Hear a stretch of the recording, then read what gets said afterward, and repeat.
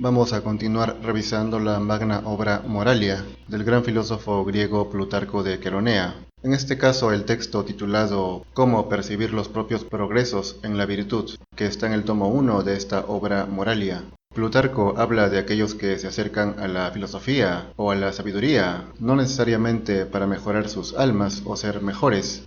Dice: si los que están todavía aprendiendo y practicando miran si lo que adquieren de la filosofía al punto lo pueden divulgar en el ágora o en una reunión de jóvenes o en un banquete, no se debe pensar que practican la filosofía más que los que, vendiendo medicinas, practican la medicina. Y más aún, un charlatán de esa clase en nada se diferencia del pájaro descrito por Homero. Lo que coge se lo lleva a través de su boca a sus discípulos como a polluelos sin alas. Pero mal le va a él mismo si no dedica nada para su propio provecho, ni asimila nada de las cosas recibidas.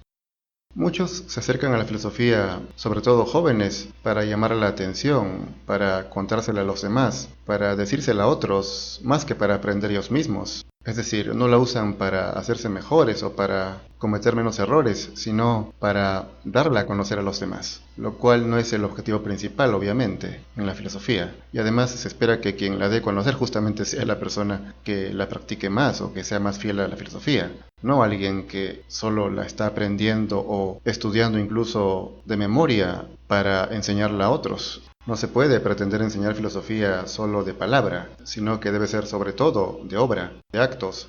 Dice, es necesario que cada uno preste atención no solo a sus palabras, sino también a sus actos, y que la verdad prevalezca sobre la ostentación. Pues si el amor verdadero a una mujer no busca testigos, sino que disfruta de su dulzura, aunque lleva al término su deseo en secreto, todavía es más natural que el amante del bien y de la sabiduría, al tener relaciones con la virtud a través de sus acciones, se enorgullezca para sí mismo en silencio, no necesitando de panegiristas ni espectadores, como aquel que llamaba a su casa y le chillaba: «Mira, Dionisia, he dejado de ser vanidoso». O igual que aquel que, habiendo realizado algo gracioso y elegante, luego al contarlo con pormenores y al hacerlo circular por todas partes, está claro que mira todavía hacia afuera y que es arrastrado por su estimación, y que no ha sido aún un espectador de la virtud.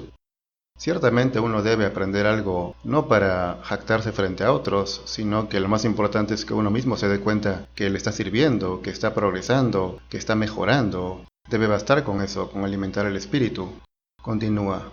Por eso es propio de un hombre que está haciendo progresos, no solo si da algo a un amigo o si hace un buen servicio a un conocido, no decírselo a otros, sino también cuando ha depositado un voto justo entre muchos injustos, y cuando se ha negado con firmeza un encuentro vergonzoso con un hombre rico o un magistrado, y cuando ha despreciado los regalos, o cuando ha luchado contra un beso de una bella joven. Guardar todo esto dentro de él y callarlo, pues éste, al estar en buena opinión consigo mismo, sin demostrar desprecio, sino alegrándose y contentándose porque es a la vez un testigo suficiente y un espectador de buenas acciones, demuestra que el razonamiento está creciendo ya dentro de él, y que está echando raíces en sí mismo, y que, según Demócrito, se ha acostumbrado a conseguir dentro de él mismo las satisfacciones.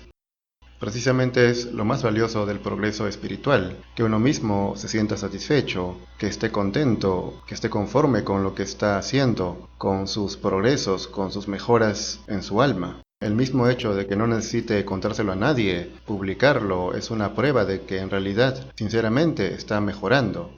Prosigue.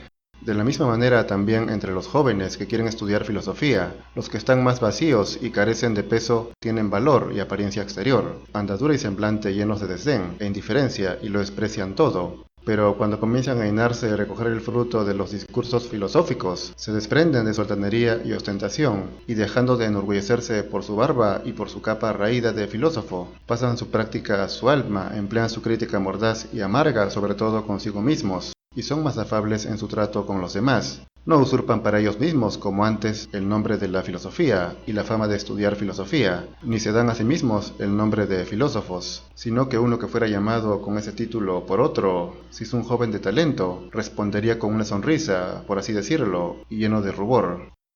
Es decir, la pedancia se va reduciendo a medida que uno va aprendiendo filosofía o se va instruyendo espiritualmente. Dice: al principio de la filosofía, también verás alrededor de su puerta mucho alboroto, audacia y charla, porque algunos se empujan con rudeza y violencia hacia la fama, pero el que ha entrado y visto la gran luz, como si se hubiera abierto un templo, adoptando otros modales, silencio y estupor, obedece humilde y ordenado a la razón como a un dios. A estos parece que se les puede aplicar muy bien la broma de Menedemo, pues dijo que los que en multitud venían en barco a Atenas a la escuela al principio eran sabios, después se convertían en filósofos, pasando el tiempo en personas ordinarias, y cuanto más se dedicaban al razonamiento, más deponían su propia opinión y orgullo. Es decir, Plutarco se refiere a que los que llegan en barco, los que van a empezar a estudiar filosofía, al principio son sabios, o mejor dicho, se creen sabios, se consideran sabios, por su orgullo y arrogancia. Después se convierten en filósofos, se creen filósofos, se consideran filósofos, y pasado el tiempo, en personas ordinarias, cuando en todo caso debería ser al contrario.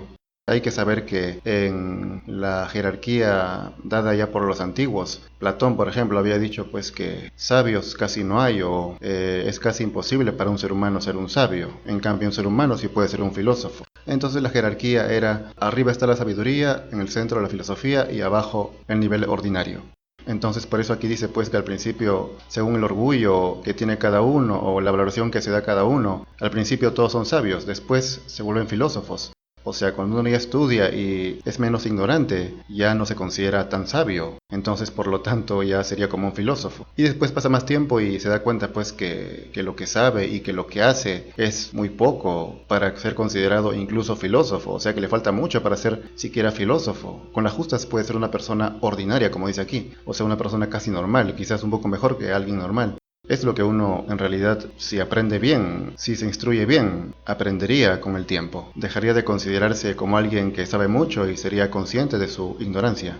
También dice, por esto es necesario considerar si empleamos nuestro discurso con provecho y sobre todo si se ha abandonado la afición a las disputas y pendencias en las investigaciones y hemos cesado de equiparnos unos contra otros con discursos como con guantes de boxeo y de alegrarnos más si nos golpeamos y nos matamos que si aprendemos y enseñamos algo.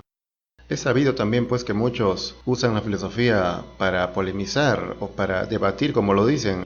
En filosofía, por si acaso, no solamente son ideas, también es actos, obras, hechos. Uno tiene que plasmar sus ideas en hechos. Su vida tiene que ser una demostración de su pensamiento. Eso es filosofía, en realidad. Afirma que si somos capaces de no tratar mal si vencemos, o disgustarnos si somos vencidos, es propio de un hombre que está haciendo suficientes progresos. Lo mostró con claridad Aristipo, al ser engañado con sofismas en un discurso por un hombre que tenía audacia, pero que por otra parte era necio y estaba furioso, pues viendo que él se alegraba y estaba cegado por la soberbia, le dijo Aristipo, en verdad yo, el vencido, me iré a casa a dormir más dulcemente que tú, que eres el vencedor. Más adelante indica, y que un hombre que ha cometido una falta se ofrezca a sí mismo a los que lo censuran y les cuente sus sufrimientos, y les descubra su maldad, y no se alegre si oculta su error, ni se contente si es ignorado, sino que lo confiesa y necesita de uno que lo coja por la mano y lo amoneste, no sería una mala señal de progreso. Como decía en una ocasión Diógenes, que al que está necesitado de salvación le conviene buscar a un amigo honrado o a un enemigo fogoso, para que al ser censurado o atendido pueda escapar al vicio. Esta sería algo bueno que se podría sacar a un enemigo, por ejemplo. Es decir, si uno no tiene un amigo que le pueda atender, aconsejar o incluso consolar, un enemigo al decirle una cruda verdad también le podría ayudar y eso podría tomarlo a su favor la persona que recibe el reproche. Como sentenció el gran sabio Antístenes, hay que escuchar a los enemigos, pues ellos son los primeros en descubrir nuestros errores. Continúa. El hombre que no permite que nadie toque ni vea las torpezas interiores de su alma, los actos despreciables de su vida, sus envidias, su maldad, su mezquindad de espíritu, su amor a los placeres, envolviéndolos y ocultándolos como si fueran úlceras, porque teme la censura. Este hombre participa muy poco del progreso, mejor dicho, nada en absoluto. Mas el que sale al encuentro de estos vicios y sobre todo el que puede y quiere él mismo atormentarse a sí mismo y castigarse, si ha cometido alguna falta, y en segundo lugar, si otro le amonesta, quiere ofrecérsele, manteniéndose firme y purificado por los reproches. Este se parece a un hombre que se ha quitado de encima y ha abominado en verdad de su maldad. Pues es preciso sin duda sentir respeto por uno mismo y huir también de dar la impresión de malo, pero el hombre que está más irritado por la realidad de su maldad que por la mala reputación, no huye de las maledicencias ni de los consejos para que sea mejor. Es decir, uno no debe ocultar lo malo o incluso lo perverso de sí mismo, sino asumirlo y enfrentarlo. O sea, no huir de sí mismos, de lo malo de uno mismo, sino asimilarlo, procesarlo para superarlo. Así indica Plutarco. En verdad es gracioso aquello que le dijo Diógenes a un joven que había visto en una taberna y había huido hacia su interior. Cuanto más adentro huyas, más te hallarás en la taberna. También de las cosas viles, cuanto más las niega cada uno, tanto más se sumerge uno a sí mismo y se encarcela en el vicio. Sin duda de los pobres los que simulan ser ricos son aún más pobres, a causa de su jactancia. Asimismo, las palabras de Bion y Pirrón uno las tomaría no solo como señales de progreso, sino del mayor y más perfecto estado de ánimo, pues el uno consentía en que sus discípulos creyeran que hacían progresos cuando pudieran oír a los que los injuriaban. Y de Pirrón se cuenta que estando en un viaje por mar y encontrándose en peligro por una tormenta, enseñó un cochinillo que contento se comía algunos granos de cebada vertidos por allí, y dijo a sus compañeros que una indiferencia semejante debe adquirir por medio de la razón y la filosofía el hombre que no desee ser perturbado por las cosas que le sucedan. Es decir, un hombre debe aprender de un animal como un pequeño cerdito. Esto ya lo han dicho muchos filósofos en la antigüedad. Séneca, por ejemplo, siempre aludía a los animales, diciendo que uno debe aprender de ellos para no perturbarse, preocuparse o sentir miedo, vivir tranquilos. Luego afirma: y en verdad que el trasladar los razonamientos a hechos y no permitir que las palabras generen palabras, sino acciones, es un signo propio de progreso. Una prueba de esto es, en primer lugar, el celo hacia todo lo que alabamos y el estar dispuestos a hacer lo que admiramos, pero no desear ni siquiera soportar lo que censuramos, pues ni el amor del cuerpo es vigoroso si no está acompañado del celo, ni la alabanza de la virtud es ardiente y eficaz si no hiere y fustiga y si no crea, en lugar de envidia, celo por las cosas bellas que trata de alcanzar la satisfacción. Esto es ser celosos tanto de lo que uno admira como de lo que censura, lo cual se podría sintetizar en amar el bien y odiar el mal, o amar a los buenos y odiar a los malos. Y por eso dice: así pues, no es necesario que solo, como decía Alcibiades, por las palabras del filósofo el corazón se agite y broten las lágrimas, sino que el que de verdad está progresando al compararse a sí mismo con las obras y las acciones de un hombre bueno y perfecto, herido al ser consciente de su inferioridad y alegrándose a la vez a causa de su esperanza y deseo y estando lleno de un ardor que no descansa, es capaz de esforzarse por unirse de algún modo con el hombre bueno. Pues también esta pasión es propia de un progreso verdadero, amar y querer la conducta de aquellos cuyas obras intentamos emular, y procurar hacernos iguales a ellos con un afecto que les confiera un honor elogioso. En cambio, al que le son infundidas rivalidad y envidia hacia los mejores que él, que sepa éste que está atormentado por un celo hacia la reputación o el poder de aquellos, pero que no honra ni admira la virtud. Se trata pues de emular, admirar mucho algo bueno para alcanzarlo, no detestándolo u odiándolo por ser mejor que uno, sino como algo que inspira a uno justamente a ser mejor. Así indica: por tanto, cuando comencemos a amar a los buenos de tal forma que admirando y amando su figura, su paso, su mirada y su sonrisa, seamos capaces de unirnos y fundirnos a nosotros mismos con él, entonces es preciso pensar que estamos haciendo progresos. Y aún más, si no admiramos a los buenos solo cuando son felices, sino que del mismo modo no debemos retroceder ante el exilio de Arístides, ni la prisión de Anaxágoras, ni la pobreza de Sócrates, o la condena de Foción, sino que porque pensamos que la virtud, incluso con estas cosas, es digna de ser amada. De hecho, para muchos sabios son justamente estas cosas las que han consagrado a esos grandes maestros. Si no fuera por ese desenlace de su vida, no serían tan magníficos y no sería tan grande su gloria.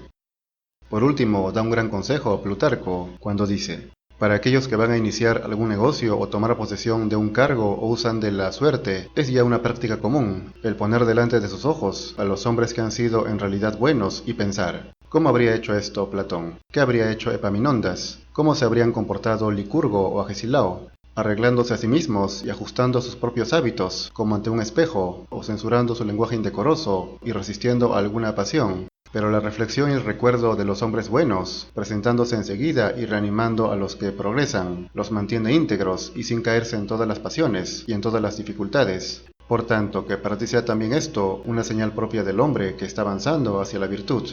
Y así termina este valiosísimo texto, y tiene razón en este último, pues que dice: es algo muy acertado y lógico para quien quiera mejorar y progresar en la virtud. Pensar en cómo habrían hecho esto los más sabios, para que de alguna manera, aunque uno no lo haga exactamente igual, al menos se parezca en algo la decisión que uno tome o lo que realice, y sobre todo que no sea opuesto, que no sea contrario a lo que hubieran hecho los grandes sabios. puesto que en ese caso sí habría un gran problema. No debería ser opuesto. Esa sería una buena señal de progreso.